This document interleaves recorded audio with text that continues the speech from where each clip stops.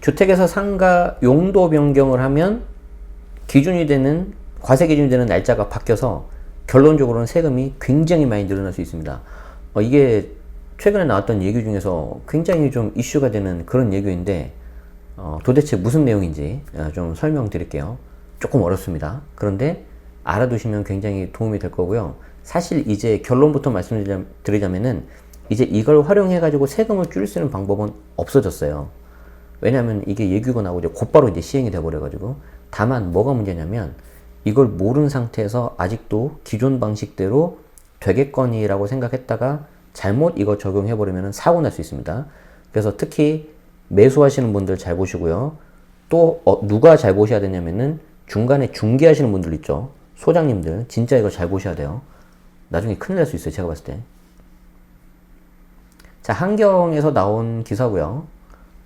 김대경 세무사님 아시죠? 우리 지난번 명사특강에서 나와가지고 강의를 해주셨는데 또 한번 조만간 한번 모셔야 되겠네요. 11월 6일자 나왔습니다. 우리 김대경 세무사님은 이렇게 생기셨죠. 자, 내용 볼게요. 주택에서 상가로 용도 변경을 할 때 잔금일을 기준으로 과세한다. 기존에는 계약일이었는데 완전히 이거는 결과가 달라져 버립니다. 자, 볼까요? 양도세를 계산할 때 상가는 당연히 양도차익 전체에 대해서 과세하고 주택에 대해서는 12억 이하까지는 비과세라면 계산 안 하고 12억 초과돼서는 과세하고 아시죠? 자, 그렇지만 상가인 경우에도 주택처럼 장기보유 특별공제 최대 30% 공제는 가능하죠. 주택처럼 표2 장기보유 특별공제 80% 이건 안 돼요. 응? 자, 그래서 주택이냐 상가냐에 따라서 양도세 차이가 상당하다는 거죠. 당연히 누가 더 세금이 줍니까? 주택이 훨씬 좋아요.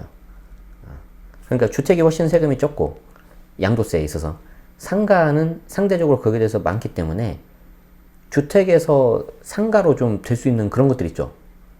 뭐 예를 들어서 뭐 상가 이런 것 뭐 상가를 좀 용도 변경할 수 있다든지 이런 거 같은 경우에 우리한테 유리하게끔 납세자 입장에서 유리하게끔 주택으로 해가지고 좀 이거를 과세할 수 있는 방법들이 좀 있었어요.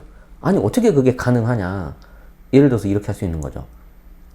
계약일 기준으로 그 계약일 기준에는 주택이었어요. 그런데 그거를 잔금 치를 때 중간에 주택을 멸실시켜 버려요.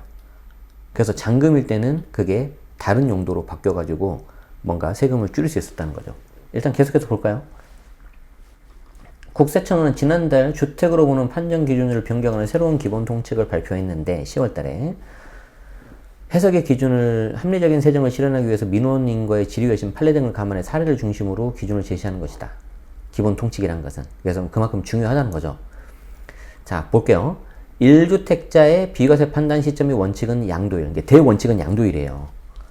그리고 그 양도일은 잔금일과 등기 접수일중 빠른 날이죠.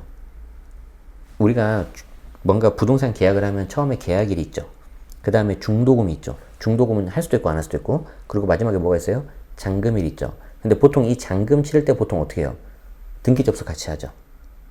그러면 이거를 실제 내가 매수하거나 매도할 때 어떤 날이 기준이냐?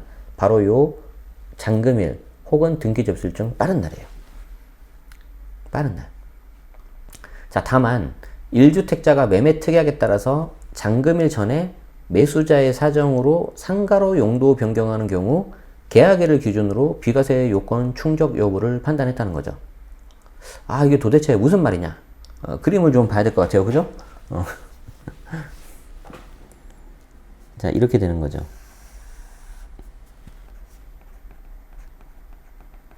자, 이때 계약일입니다. 그리고 이때 잔금일이에요. 계약일일 때는 주택이었어요. 계약일은 주택으로. 그런데 잔금일 때 중간에 멸시를 해버리고 잔금일 때 상가로 바꿔버려요. 그러면 내가 매수자예요. 내가 매수자예요. 그럼 나는 매수자니까 이때 계약을 하고 이때 잔금을 했잖아요. 그럼 원칙이 언제예요? 이때 잔금일이죠. 근데 예외적으로 언제를 이렇게 본다고요? 계약일을 기준으로 볼 수 있다는 거죠. 그럼 계약일로 봐버리면 어떤 일이 생겨요? 이때 봐버리면은 매도자가 양도세를 비과세를 받아버려요. 주택이니까. 자, 그리고 매수자인 경우에 재밌는 게 뭐냐면은 취득세 있죠. 취득세는 또 원칙이 잔금일이니까 잔금일이 뭐가 되는 거죠? 상가가 되죠. 그러니까 취득세 중과를 피할 수 있는 거죠. 그럼 이제 이 매수자가 어떻게 돼요? 열심히 매도자를 설득해야 되겠죠. 아, 당신은 당연히 주택으로 팔고 싶겠지만 이 계약일을 기준으로 해서 팔면 비과세 가능하다. 그런데 내가 좀 취득세를 좀 피하고 싶으니까 중간에 멸시를 좀 하자. 그리고 중간에 상가로 용도 변경하자. 아니, 꼭 멸시를 안 해도 돼요. 그냥 용도 변경하는 경우도 있어요. 자, 그러면 이제 중간에 이제 여기 있는 매도자가 이제 헷갈리는 거예요. 야, 과연 이렇게 해도 돼? 자기는 비과세만 받으면 되거든. 왜냐하면 어차피 매수자가 취득세 중과하는 말인데 자기는 상관없잖아요. 근데 옆에서 이제 부동산이 거들죠. 계약일로 된다고. 가능하다고. 그럼 이제 매도자가 알았다고 해가지고 이제 비과세 받을 수 있으니까 이렇게 계약을 했어요. 그래서 이런 식으로 진행이 됐어요. 이런 식으로. 이런 식으로 해가지고 매도자는 계약일 기준으로 주택이니까 비과세를 받고 매수자는 또 잔금일 기준으로 취득세 되니까 중과 피해버리고 그리고 됐죠. 근데 이걸 바꿔버렸어. 여기서 기본 통칙을 바꿔버렸어. 어떻게 바꿔버렸다고요? 잔금일 기준으로 한다. 용도 변경 때. 자, 그럼 어떻게 되는 거예요? 잔금일 기준으로 어떻게 되는 거예요? 잔금일 기준으로 하니까 상가죠. 비과세 돼요, 안 돼요? 날라가 버리죠.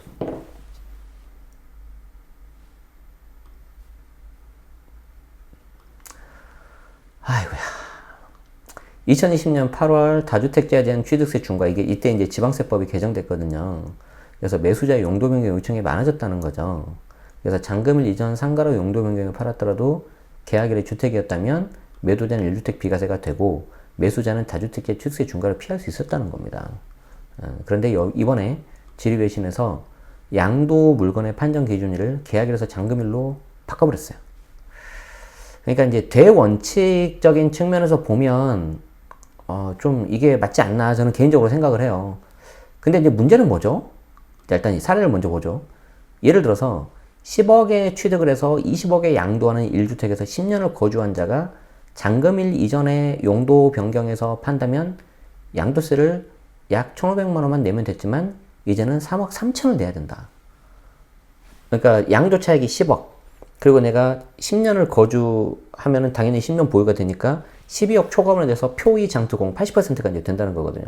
그러면 내가 혜택을 다 받으면 양도세를 1,500만 원만 되는데 이번에 기준이 바뀌어버리니까 이제 세금이 양도세가 3억 3천으로 늘어나 버린 거죠. 이건 뭐 거의 한 20배가 넘어버리네. 그렇죠. 그래서 저는 개인적으로는 잔금일로 가는 게 그래도 대원칙에서는 맞다고 생각을 하는데 문제가 뭐냐면 이거예요. 자, 변경되는 규정은 제가 이것 때문에 가져온 거예요.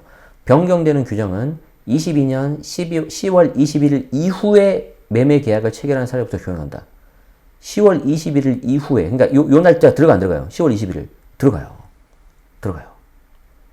그래서 이후에 매매 계약을 체결한 사례부터 적용이 되고 일가구 1주택 비과세 적용뿐만 아니라 다주택자 중과세율, 장기부 특별공제 적용에 대한 판정일 양도일 현황에 따라서 판단한다고 명시했기 때문에 여러분들은 어떻게 해야 되냐면은 이게 이제 되게 중요해요.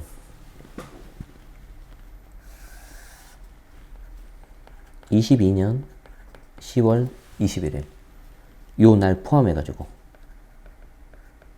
이 날 포함해서 매매 계약을 체결했다면 이제는 무조건 새로 변경된 기준을 적용을 해야 돼요. 근데 이미 지났죠. 그러니까 이번에 좀 요게 좀 쇼킹한 게 뭐냐면은 나오자마자 이제 곧바로 적용해요. 나오자마자 곧바로 적용이기 때문에 반드시 이제 여러분들은 요 날짜 이제 잘 체크하셔야 된다. 그러면 요 내용을 이런 예규를 누가 막 이렇게 매번 다 보겠어요. 세무사님들도 다 못 보시고 뭐 이렇게 좀 놓칠 수가 있고 그러는데 그럼 모르는 상태에서 이거 만약에 중개해버리면 어떻게 돼요? 중개나 계약해버리면 어떻게 돼요? 나중에 본인이 생각한 거랑 완전히 다른 결과가 나와버려요. 그럼 나중에 매도자한테 손해배상 해줘야 되고 돈 물어줘야 될 수도 있어요. 그게 이제 첫 번째. 자, 두 번째는 뭐다? 자, 두 번째는 이때부터 계약한 거에 대해서 적용이 된다고 했는데, 이런 경우가 가끔 있을 수 있죠? 22년 10월 21일 되기 전에 계약금을 만약에 지급을 했다. 계좌이체로. 그럼 어떻게 돼요? 이 사람은 그나마 이 날짜에 맞춰서 계약서 작성을 하면 그나마 요 날짜 되기 전에 했으니까 써먹을 수는 있겠죠.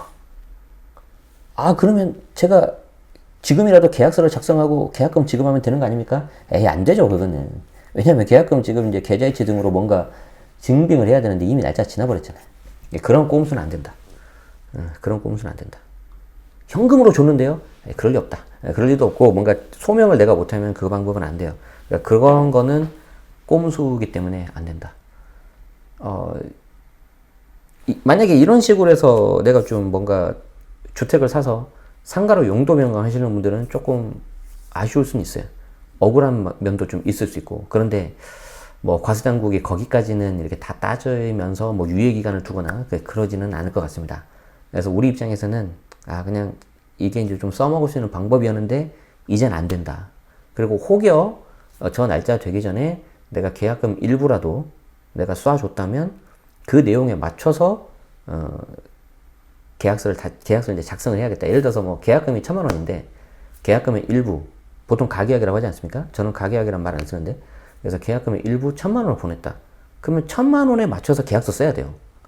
거기에 계약금을 1억으로 했다. 그러면 이제 틀어지는 거지. 내용하고 실질이 다르잖아요. 그쵸? 그래서 그 두 가지 정도 제가 좀 말씀을 드리고 싶어서 가져왔어요. 이해되시죠? 요 이제 날짜 지나서 하는 거는 이제 안 된다. 혹여 조금이라도 돈 줬다면은 요거에 맞춰서 계약서 맞게 잘 작성해라. 그래서 매수자뿐만 아니라 이거 중개하시는 분들 제가 봤을 때 사고 잘 날 수 있습니다. 꼭 알아두시면 좋겠습니다. 요거에 대한 상세 내용은 뭐 법령 어떻게 찾아보는지, 그리고 예규 같은 거 어떻게 보는지, 그건 아마 그 안준혁 세무사님하고 좀 자리해가지고 좀 더 쉽게, 그리고 실무에서 이제 어떤 일들이 막 일어나는지 그런 거 우리 인터뷰 통해가지고 더 들어보도록 하겠습니다.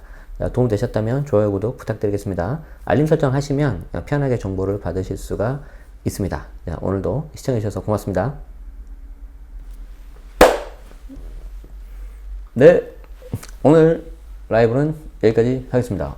초록부동산님께서 아까 그 1,000만 원 미만 그거 있네요. 알려주셨네요. 고맙습니다. 파이리아님, 아이고 고맙습니다. 아쉽죠? 중간에 걸리더라도 세금 두드려 맞고 나서 증명해야 하지 않을까요? 왜요? 굳이 이렇게 리스크를 택할 필요가 있을까요? 중간에 가산세 다 내야 되는데. 그리고 그 가산세는 이율이 높아요. 연간 한 9% 정도 되죠. 네, 고맙습니다. 여러분들 이제 식사 맛있게 하시고요. 저도 오늘은 맛있는 거 먹으려고요. 뭐 먹지? 쌀국수를 먹을까? 아무튼 그 점심을 먹고 제가 이제 또 관심 있는 책이 있어서 그 책을 사러 갈 거고, 우리 주니어 자녀도 한 권 사주려고요. 가지고 책 보는 게 재밌어요.